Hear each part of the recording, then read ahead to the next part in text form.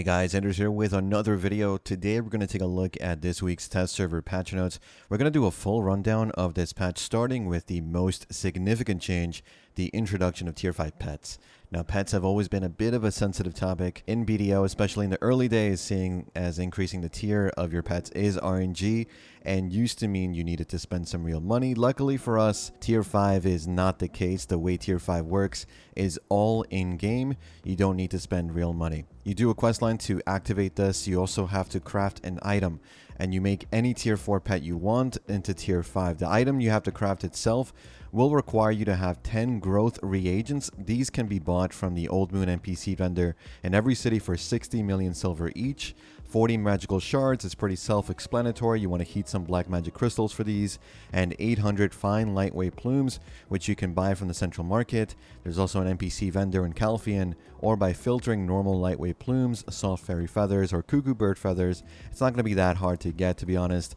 Overall, you're looking at around 700 million silver or so to craft the item you need to make your tier 4 pet into tier 5. Now, by making your pet tier 5, its base ability is going to increase 1 level. So if your base ability was combat XP plus 4%, it would become 5%. If your base ability was HP plus 100, it would become HP plus 125. On top of this, your pet is going to learn a commander skill. This makes all your pets loot 15% faster, which is huge. The appearance of your pet is also not going to change when it becomes tier 5. You can still, of course, change its appearance to whatever you want through the coupon, but it's not going to change into a new tier 5 pet appearance. You also need to be careful how many pets you want to make tier 5, since there's only a limit of 1 tier 5 pet out at a time. There's no way to make a tier 5 pet go back to being a tier 4, so you want to be careful. You don't want to make all your tier 4 pets tier 5s, because then you can't take out any of your pets except 1 tier 5. So choose wisely. The silver cost for the bonus you get for tier 5 is very good and is guaranteed, so like I said, no need to deal with RNG, which is very good. But let's move on to some not so great changes. Gyfin Rhasia Underground, currently one of the best areas in the game for income and XP at higher levels. The developers have balanced the spot, as they say, by nerfing the drop rate of Forest Fury, Elcar, and some other drops, and by buffing the amount of Caphras you get, adding some Spirit Stone Destruction Alchemy Stones to the loot table, and also increasing the max price of those stones in the central market. It should be a slight nerf at the end of the day, I think, though the 15% increase of Caphras should help with that. Let me know what you guys think in the comments.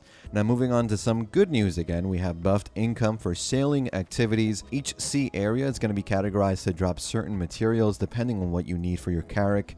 Crocs are now soloable, but will still drop double loot if you are in a duo party. The trash loot has increased, and Agris consumption now increases drops from ocean monsters. When defeating Goldmont ships, you now get more sailing XP, and there are new items that drop, which are vendor items, and a new token that can be exchanged for Blue Whale raw materials. As such, anything to do with Blue Whale raw materials has increased in max price in the central market. Carrack workloads are greatly lowered, decreasing the time needed for those, and you can now also do a few quests to get materials needed to make the Etheria Caravel and Galleus, and they have also lowered the requirements to make them. More good news for Imperial delivery boxes. They now only weigh 10 LT, which is great. The price of the highly sought after Lightstones, the ones that are impossible to get from the market, their price has increased up to 5 billion silver each. Speaking of Lightstones, there is a new method of attaining purified Lightstones through alchemy. If you're Master 1 Alchemy, you can hand in unwanted Lightstones to the alchemist NPC in your city, and you get some brilliant crystals, a new item that you can exchange.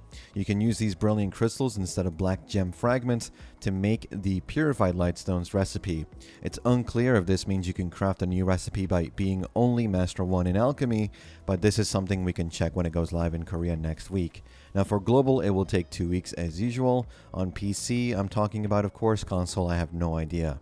Now, all foods with weird durations have also been modified to a 60-minute, 90-minute, 120-minute, or 150-minute duration, so there's no weird times.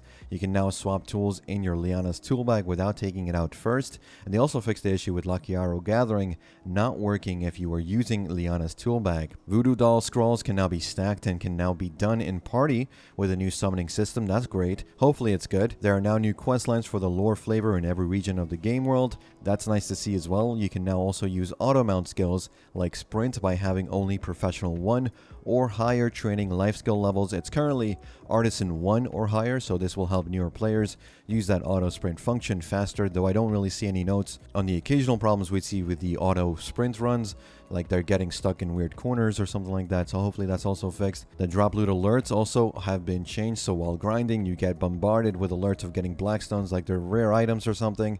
That's been improved. You will now see less lower value items popping up, and you will no longer see blackstones in alerts. You will see cactum rings, as far as I know, if you are grinding for infinite potion pieces at cactums, since it's a blue items and it's blue items or higher that get alerts now. But at least they've changed it so now that blackstones aren't showing up as alerts.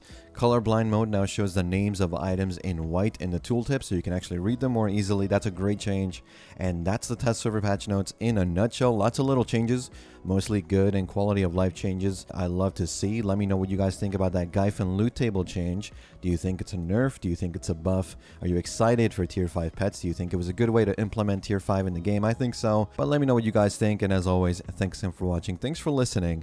I'll see you all in the next one. Take care.